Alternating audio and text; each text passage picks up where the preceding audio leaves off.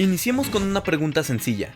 ¿Se puede explicar mediante la ciencia lo que es la resurrección de Jesús? Puede que esta idea suene loca y descabellada. Después de todo, lo que aparece en la Biblia sobre la resurrección de Cristo parece descrito como mera fantasía sin sustento científico ni nada por el estilo. Pero hay mucho más de qué hablar sobre este tema, así que quédate en este video para que veas de lo que hablo.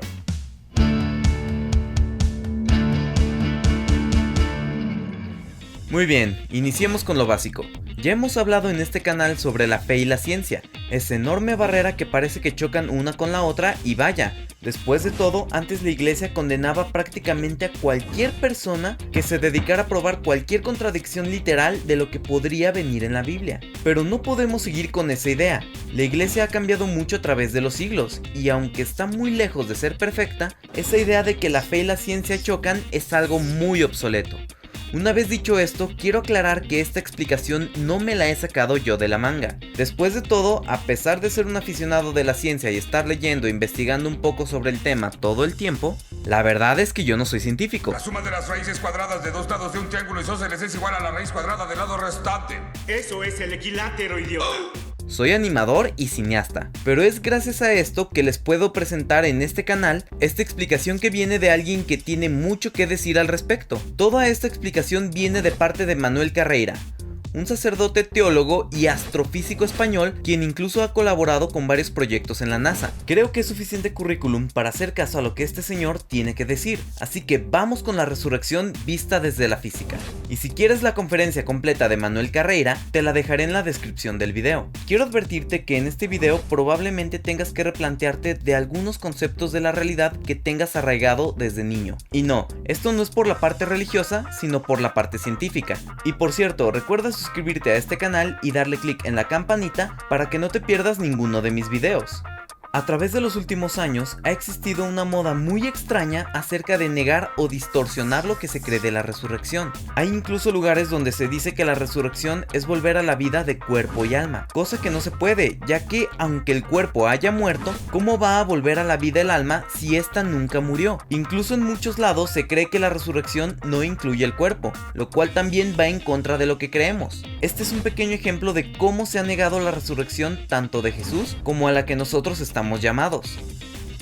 Y estas negaciones suelen ser típicas de la teología protestante, ya que si algo no se puede entender, pues se niega y ya. Pero como dice San Pablo, si Cristo no resucitó, vana es nuestra fe. En otros lados se habla de la resurrección de Jesús como un hecho metafórico, como un hecho irreal, y no, nuestra fe se basa en testimonios de hechos históricos. No necesitas ver algo para probar que fue real. Por ejemplo, nadie niega mi nacimiento, porque se ve la consecuencia, que estoy vivo. Así que no se niega que nací. Si ves a un muerto, pues tampoco pones en duda que esta persona tuvo una muerte. Ambos son hechos históricos. Por lo que si veo a alguien que estaba muerto y ahora está vivo, pues no me queda otra cosa que decir más que ha resucitado. Y muchos dirán, hey, pero yo no vi a Jesús resucitar. Claro que no, pero tampoco viste a Hitler invadir Polonia, ni a Alejandro Magno conquistar media Europa, pero tampoco se pone a duda esta parte gracias a los testigos y testimonios que hubo. Pues bien, de la resurrección de Jesús hubo testimonio de sus discípulos, así que siempre recuerden que Dios nos hizo seres racionales, y creer en algo sin pruebas es algo totalmente irracional. En otro video vimos cómo Jesús no revivió sino que más bien resucitó, ya que la forma en la que volvió no es la misma forma en la que se fue. Si quieren saber más de eso, no duden en pasar por mi otro video. Pero la pregunta es, según la ciencia, ¿qué es el ser humano? Pues la respuesta sería una estructura de materia orgánica. Eso se puede entender y prácticamente nos hace seres vivos igual que los animales. Pero sí hay algo que nos hace diferentes. Nosotros buscamos la verdad, la belleza y el bien, y estos son conceptos que son abstractos. Para un físico, una pintura no son más que elementos químicos sobre un pedazo de papel. Pero para un humano puede ser algo tan abstracto que incluso puedes decir si te causó alguna sensación y le das un significado más allá de la física.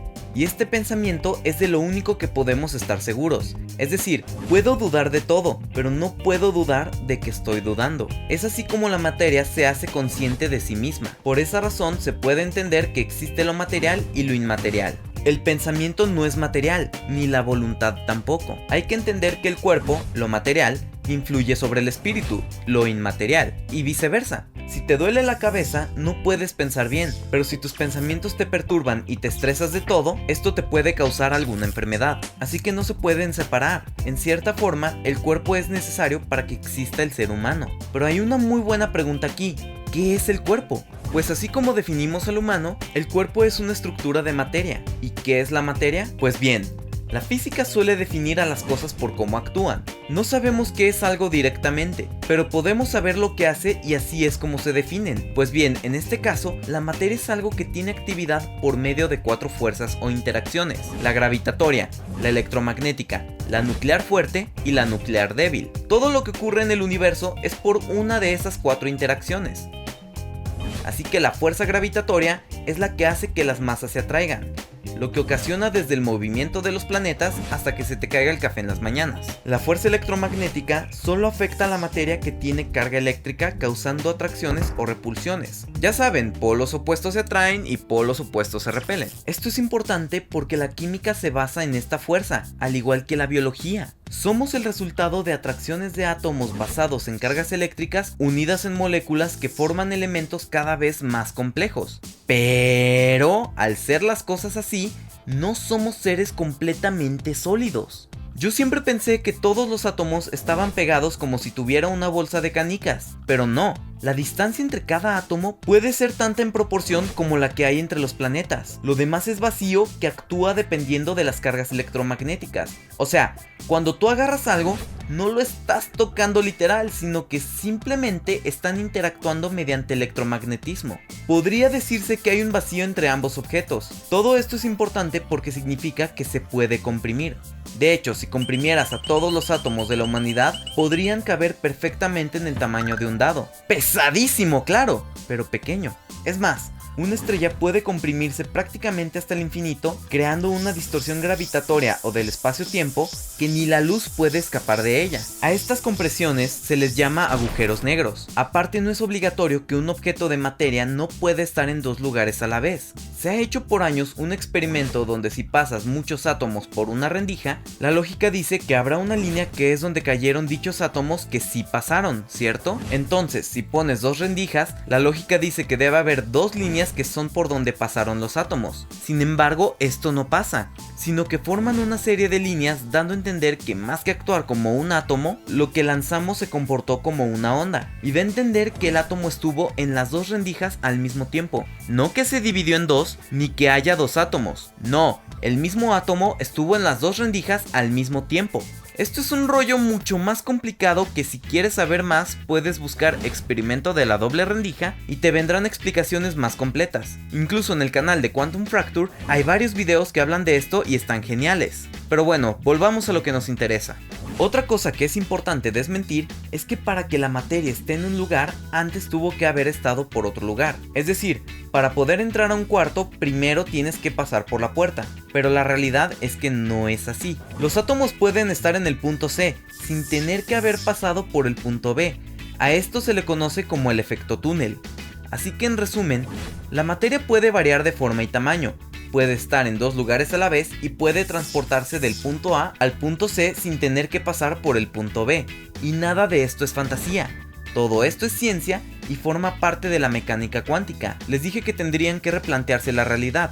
Hay una ecuación muy famosa que es E es igual a mc al cuadrado. Energía es igual a la masa multiplicada por la velocidad de la luz al cuadrado. Esto quiere decir que de pura energía se puede sintetizar partículas y viceversa. Imagínense que estás jugando tenis y le dé un golpe tan fuerte a la pelota que de ella salen 3.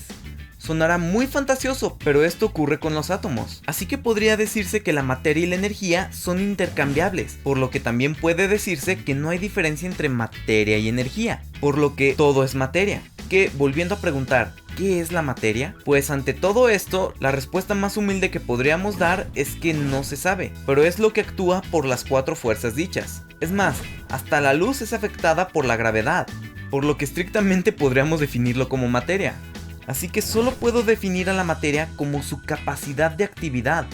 Aunque no lo esté haciendo, tiene la capacidad de hacerlo. Ahora la pregunta es, ¿qué es el cuerpo? Pues sabemos que estamos hechos de materia. No sabemos a ciencia cierta lo que es, pero sabemos que lo tenemos.